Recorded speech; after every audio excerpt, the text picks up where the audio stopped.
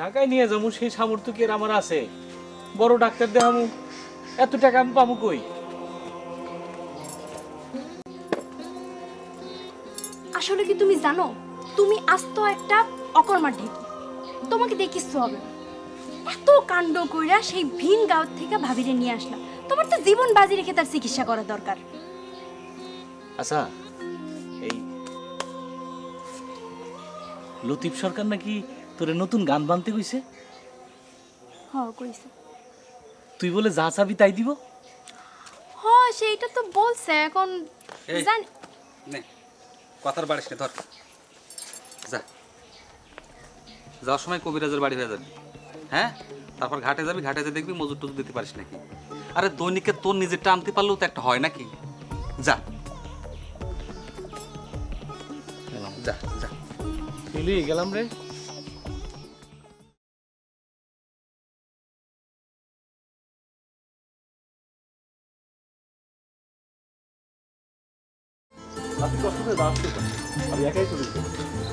চলে যাওয়া তো কথা না, সম্মানের লোকের সম্মান জানাতে হয়। তাছাড়া আপনাকে পৌঁছে দিয়ে আমি আবার আড়তে আসবো। আপনাকে আর কষ্ট করতে হবে, আপনি চলে যান। আমি একটা রিক্সা নিয়ে চলে যাই। তাহলে এই গ্রামটা তো এখন আমার কাছে অপরিচিত না, তাই না? সব ঠিক আছে, তাছাড়া ওই আফতাব সরকারের চাকর হিসাবে আমার তো একটা দায়িত্ব থাকে নাকি বলেন? এখন আর কি বলবো? আচ্ছা চলুন, এই রিক্সাকার আসুন।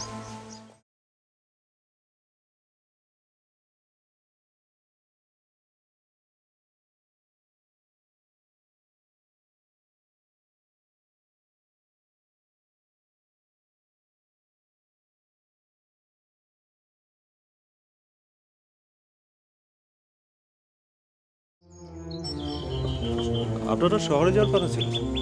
যেতে আর পারলাম কই, আমাকে দাদা ওই 14টা ঝামেলা সামলাতে হয়। আচ্ছা, এই কাগজপত্র তৈরি করার কথা ছিল, কাগজপত্র কি তৈরি করেছে? মোটামুটি একটা ড্রাফট তৈরি করেছি, সরকার সাহেব দেখে সংশোধন করবেন। আচ্ছা, এই ডাকটা আপনি যা লিখেছেন আর কি, সে বিষয়ে জানার আমার বড় কৌতূহল। ম্যানেজার সাহেব, আপনাকে তো এর আগেও বলেছি যে কোনো কিছু জানানোর প্রয়োজন হলে আমি নিজেই আপনাকে জানাবো। আর তাছাড়া এই বিষয়টা নিয়ে সরকার সাহেব নিজেও কনফিউজড। এসব ড্রাফট কোনো কাজে আসবে না। আর একটা অকার্যকর বিষয়ের উপরে কথা বলে একে অপরের সম্পর্ক নষ্ট করাটা আমি ঠিক সমীচীন মনে করছি না। উকিলদের সম্পর্কে লোকে যা বলে তাদেরকে পুরোটাই সত্য।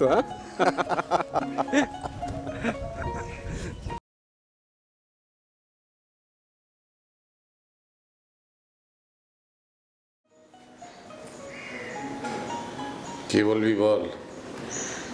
বড় চাচা উকিলবাবুকে সঙ্গে করে নিয়ে আসছে, উপরে নিয়ে আসবো? উকিলের সাথে আমি রাতে কথা বলবো, ম্যানেজারকে পাঠিয়ে দে। জি কাকা।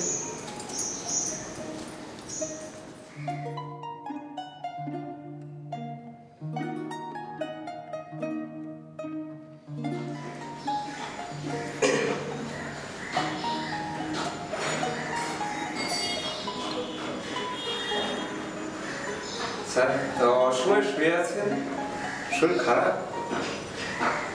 কি বলবে বলো। স্যার, আজ দুদিন আপনি অফিসে যাচ্ছেন না, অফিসের কাগজপত্র নিয়ে আজকে সন্ধ্যায় একটা বসা দরকার স্যার। আর কিছু? স্যার, বাজারের বড় মসজিদ কমিটি থেকে আমার কাছে লোক এসেছিল। কি ব্যাপারে? স্যার, আপনি বিষয় সম্পত্তি দান করবেন শুনে। তাদেরকে বলে দেবে আমি আমার ইচ্ছা মতো দান করবো।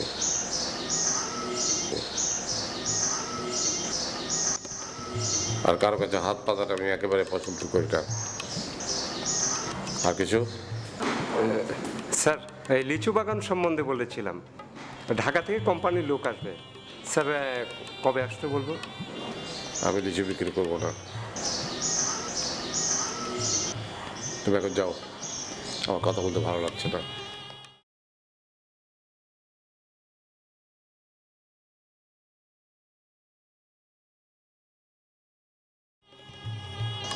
ম্যানেজার, বেশি কৌতূহল কিন্তু ভালো না, তোমাকে আমি যেতে বলেছি। জি স্যার।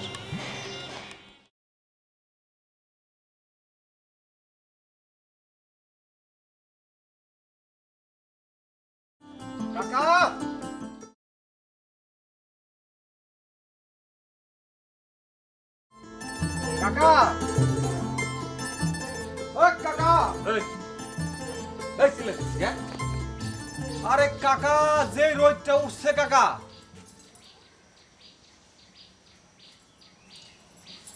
কাকা, ওই যে একটা মেঘ নামের গীত আছে না কাকা, ব্যাঙ্গা ব্যাঙ্গির যে শাদি হইতো আর কি। আরে বেটা ছেড়ে তো অনেক আগের কথা, এখনকার এগুলো স্থল আছে। হ কাকা, কিন্তু এখন হইলে না খুব মজা হইতো কাকা। আল্লাহ মেঘ দে, আল্লাহ মেঘ দে, পানি দে, ছায়া দে রে তুই, আল্লাহ মেঘ দে। আসমান হইলো টুডা টুডা, জমিন হইলো ফাডা, মেঘ রাজা ঘুমাইয়া রইছে, পানি দেব কেডায়, আল্লাহ মেঘ দে। গামছাটা দে, পুষ্পনিতে একটা ডুব দিয়ে আসি।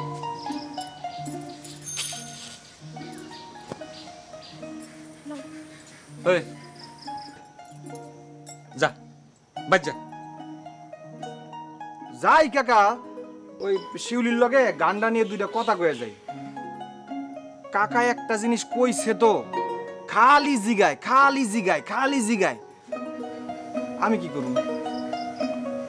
মানে গানটা কত দূর হইছে আর কি।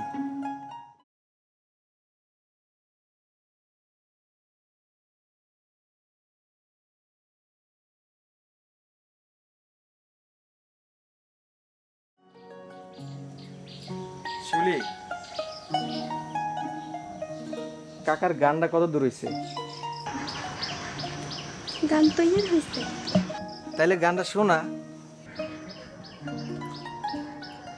তোমার শোনান যাইব না, যার গান তার আগে শোনাও। তুমি এক কাম করো, তার গিয়ে খবর দাও। দাওটা দে। কেন দাও নিয়ে কি করবা? ঘরের পিছনে কচু গাছ আছে না, ওটা কাইডা মাথায় দিমু। দেখছস কি চাঁদি ফাটে না রোদ উঠছে? যা। মুসলিম ভাই, তুমি গাছটা কষ্ট দিবা?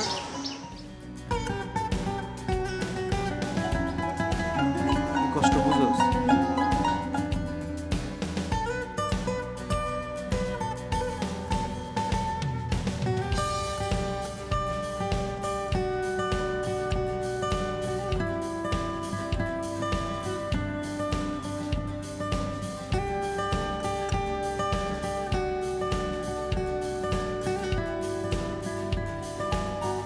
আল্লাহ মেঘ দে, আল্লাহ মেঘ দে, আল্লাহ মেঘ দে, আল্লাহ মেঘ দে, পানি দে, ছায়া দে রে তুই, আল্লাহ মেঘ দে।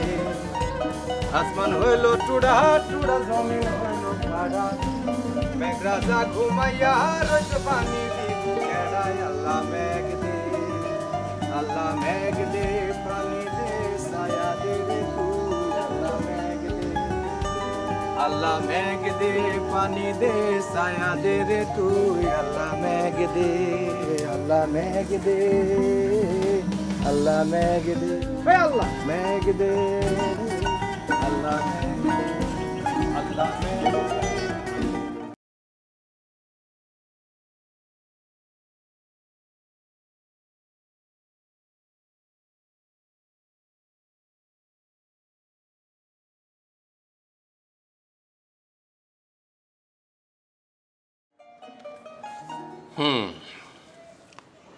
নিশানাথ বাবু, আপনার কাগজপত্র সব ঠিক আছে, কিন্তু সই করার আগে আমার একটা ইচ্ছা, যে আমি চাই আপনি আমার এই চিঠিটা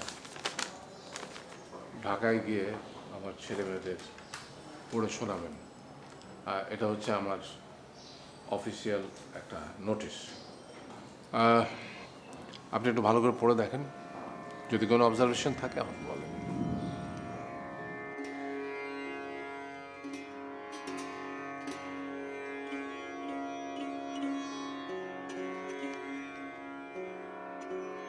বাহ, ঝরঝরে লেখা, আপনি কি চান লেখাটা সাধুরীতি টাইপ হোক? জি, কারণ সাধু ভাষায় আপনি সহজে হিউমার করতে পারেন, কিন্তু চলতি ভাষায় সেটা খুব জটিল হয়ে যায়। আর তাছাড়া সাহিত্যে সাধু ভাষার একটা আলাদা দোতনা আছে। সাহিত্য? নিশানাথ বাবু, আপনি দেখেন এই নোটিশটাতে কী লেখা আছে? এই নোটিশটাতে আছে আমার সন্তানদের প্রতি একটা আহ্বান। এর মধ্যে হতাশা, দুঃখ, পরিতাপ, পিতার অভিমান এবং সবশেষে কিঞ্চিত আশার আলো সব কিছুই আছে। এবং আমার মত হলো যে এই সাহিত্যটুকু না থাকলে এটা অপূর্ণ থেকে যেত। ঠিক আছে, এই সাহিত্যপত্রটি আমি নিজে গিয়ে আপনার ছেলেমেয়েদের পড়ে শোনাবো। কিন্তু সেটা সরকারি স্ট্যাম্পের টাইপ করতে হবে এবং তাদেরকে পড়ে শুনিয়ে তাদের স্বাক্ষর আপনি অবশ্যই নিয়ে আসবেন। জি, আমি বড় মানুষদের অনেক ছেলে মানুষের কথা শুনেছি আর চাক্ষুষ হলাম। আমার কেন জানি মনে হয় আপনি কখনোই আপনার ছেলে মেয়েদের বঞ্চিত করে এই দানপত্র করতে পারবেন না। হ্যাঁ, আপনার ধারণা ভুল নয় নিশানাথ বাবু। মানুষ বড় আঘাত পেলে কি না করতে পারে, হয়তো আমিও পারব। তবে এই ট্রাস্টের ড্রাফট কপিটি আপাতত চোখের সামনে না থাকাই ভালো।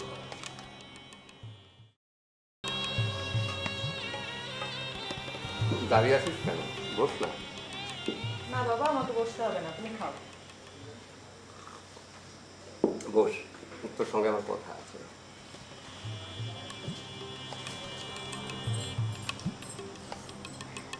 বাবা আর একটু ভাত দিই? ভাতে বানা। বাবা, তুমি যেন কি বলবে বলছিলে? হ্যাঁ, আরমানের সঙ্গে তো দেখা হয়? না, আরমান ভাই তো এই বাড়িতে আসেন না। সে না এলে তুই নিজে থেকে যাবি। ছেলেটাকে একটু সময় দিবি। ওকে গ্রামে আটকাতে হলে তো সময় দিতে হবে। আমি তাকে আটকাবো? আমরা সবাই মিলে তাকে আটকাবো।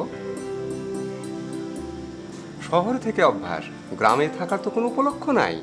উপলক্ষটা তৈরি করতে হবে, তার সঙ্গে গল্পগুজব করতে হবে, যাতে সময়টা কোন দিক দিয়ে কেটে যায় ও যেন টের না পায়। আর আমি গল্প বললে তার সময় যাবে না। আমি তার সাথে গল্প করলে যে তার ভালো সময় কাটবে, এটা তুমি নিশ্চিত? দেখ মা, প্রত্যেকটা বয়সের একটা ধর্ম আছে। বয়সে বয়সে খাপ খেতে হবে।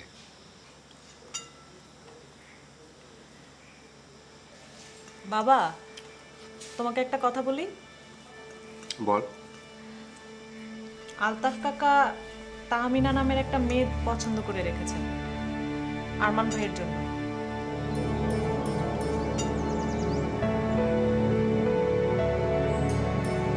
কি হলো, খাও। তোমাকে আরেকটু তরকারি দিই?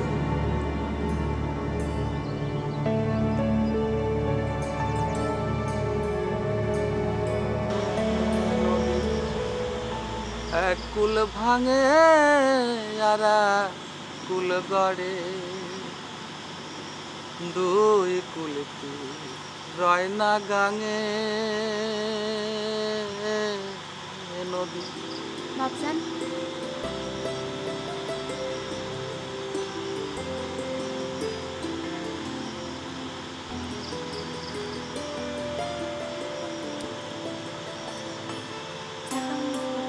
খুব ভালো হয়েছে রে মা, খুব ভালো হয়েছে।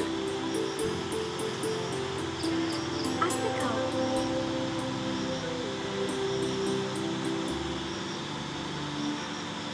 মারে, দুনিয়ার মানুষ কত রকমের কষ্ট আছে। দুঃখ কষ্ট নাই এমন মানুষ দুনিয়াতে নাই। দুঃখ তোর আছে, দুঃখ আমার আছে, তারপরেও তুই যখন রাত কইরা গরম চাই না আমার দিস, আমি খাই, বেটি বাপে বসে গল্প করি, এর সাথে সুখের আর কি হতে পারে? তো তখন মনে হয় দুনিয়াতে আমার সেই সুখী মানুষ আর নাই রে মা।